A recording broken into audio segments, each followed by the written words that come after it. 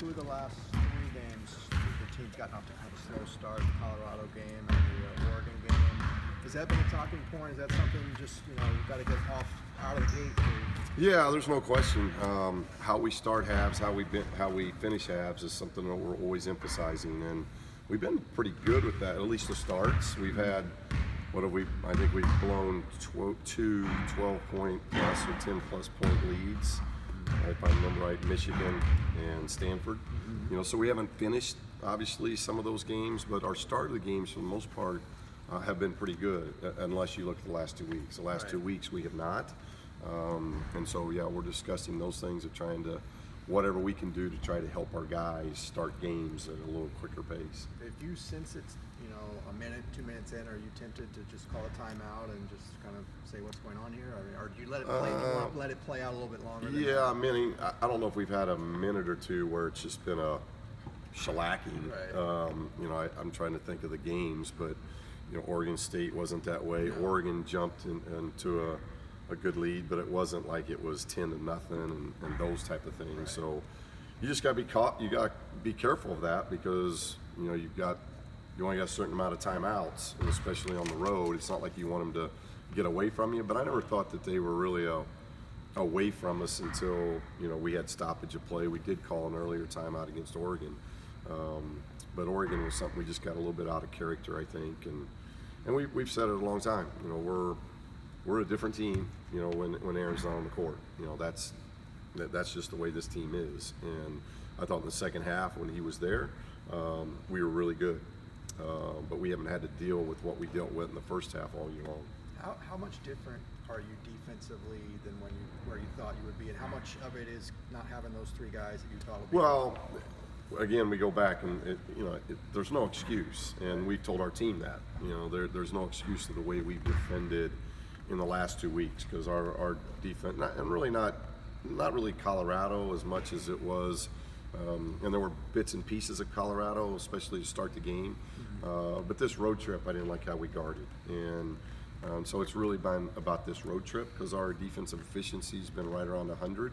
And this road trip was just not even close. And so it was more the road trip than anything else. So I hope there's lessons that are learned, because we got guys that are fighting and they're giving good effort.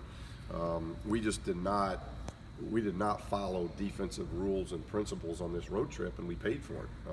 And we got embarrassed in a lot of offense, defense things, just because we weren't working together as a unit. And this team has to do that. We're going on a road trip with 8 scholarship players, so it's not like you're going to the 9th, 10th, 11th guy. Those 8 have got to know the pressures that are on them, and it's not to score.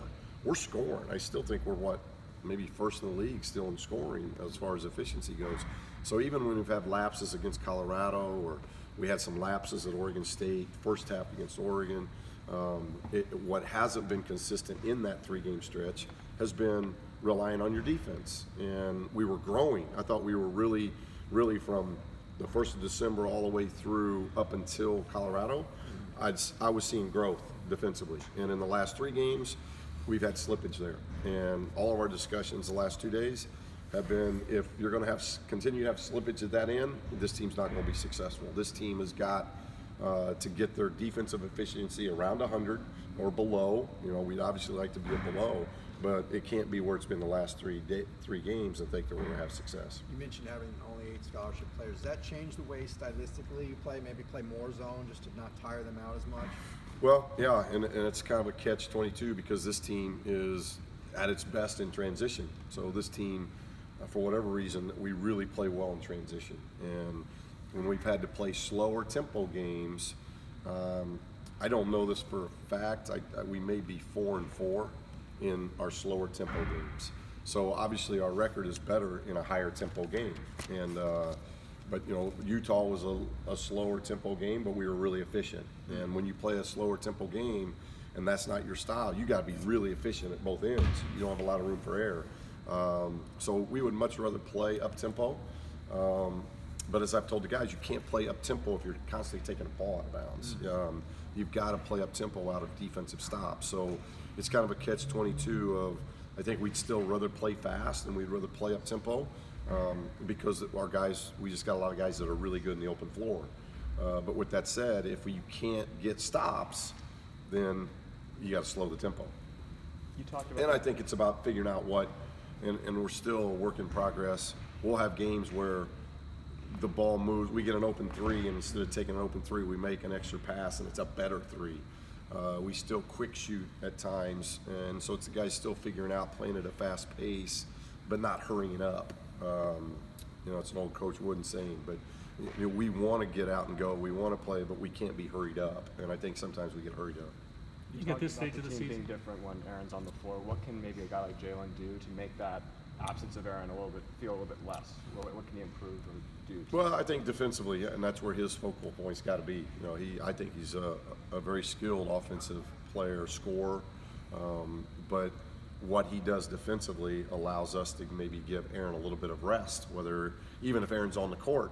If you look at it, with what Aaron's doing, not only his minutes, but his production offensively, he's also guarding the best player on the other team. So there's just an enormous amount of pressure that is put on him day in, day out. And if we can just give him a 2-3 minute blow, even if he can stay on the court, but not have to guard the best player all the time, that helps. So it's not just Jalen, it's the other guards continuing to work on their defensive improvements to where we can do some of those things with him. Is fatigue, you think, a factor at all when you kind of talk about the numbers at this stage of the season? Well, it can be. You're in the grind of the season. But again, and we told the team that yesterday. If that is a reason, that's a lack of toughness. And I think that's what's being challenged here is just how tough we are. And there are other teams that are playing 8-9 guys, as well. Now we now have the luxury when we're at home in practices that we don't have on the road, as far as having bodies to practice. Because obviously Jalen and Cody are not traveling with us. Ike did not travel due to his concussion. He didn't travel with us as well, and Alec Wolf was sick a little bit on this trip. So we don't have that luxury on the road like we do at home. But those are, in my opinion, those are excuses of soft play, and we don't want that. You've got to, if you're 8 guys and knowing you're going to play, it's your responsibility to take care of yourselves. It's your responsibility to get the rest, the treatments that you need. It's our responsibility as coaches to monitor maybe practices, and we're doing that. Our practices are about an hour and a half Monday and Tuesday, and then we really back off on Wednesday, getting ready for the games that we're playing Thursday and Saturday, and we can't really do much on Friday. So, we're trying to monitor those things, but other than that, it's just a toughness. I think it's more of a toughness thing from a player standpoint of executing a game plan. Have you seen them get tougher over the course of the season?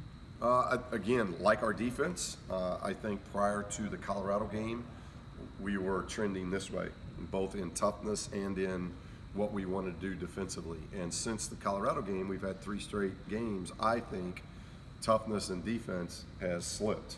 And they're valuable lessons for a young team to learn that it only takes 1 game to end up being 2 games that can potentially, now it's 3 games that has happened for us, and we've gotten 3 losses in those games. And we've had slippage in toughness and defense in all 3 of those games. So starting with Cal, moving forward, we can't have slippage. We have got to be better defensively, and we've got to be tougher minded. And if those 2 things happen, we give ourselves a chance. If those 2 things don't happen, the trend's going to stay the same. Is Ike back now? I think he is cleared today. I've heard he's cleared for some contact. And if that's true, I'm waiting to talk to Shane, but if that's true, then he'll get a little bit of contact today for the first time. How do you kind of look at putting this last stretch behind you? I mean, you almost want to just approach it as a clean slate and just say, let's consider Well, this a new season? I think it becomes a situation because of what we were 2 weeks ago with where we were offense, defense, toughness, and now we've had that slippage in 2 of the 3 areas. We've lost 3 in a row to where now I think these next 2 weeks are paramount to setting up the rest of our season, and we told our guys that. I've always been pretty honest with my team as far as not trying to mind trick them into something that's not true, because I was a player once, and coaches that I had, you may play tricks on players' minds, but it's never been about truth and false. I think it's about, the truth is these 3 home games are huge, and it sets up February and March for us, and so the pressure is on us. and we've got to perform at a high level, starting with Cal, Stanford, and then SC. We got to play really well against Cal, better against Stanford, better against USC, and that's got to be our trend over the next 2 weeks, or it really sets up a lot of tough things that could happen in February and March. Are there any lessons? I know 2 years ago you were in about the same spot you are now, and things kind of went the wrong way. Are there any lessons you can apply from that right now going forward? Well, it was 2 years ago, so I'm trying to think of exactly what happened 2 years ago. But I would guess 2 years ago, when we had slippage, that slippage just continued, and we've had slippage in the last 2 weeks, and we can't have it anymore. It's got to stop right now, and we've got to buy into what we're doing defensively and get stops, and that'll help our offense. That gives ourselves a better chance of getting, because we're not turning the ball. It hadn't been a ball turnover deal. It's been we're taking the ball out of bounds, and we just can't take the ball out of bounds as much as we're taking it out. We've got to show gains defensively, and we got to show gains in toughness. And if those two things improve, then our chances of winning improve. All right. Thank you, Coach. Thank you. Appreciate it. Appreciate it. Thank you. I thought he was getting a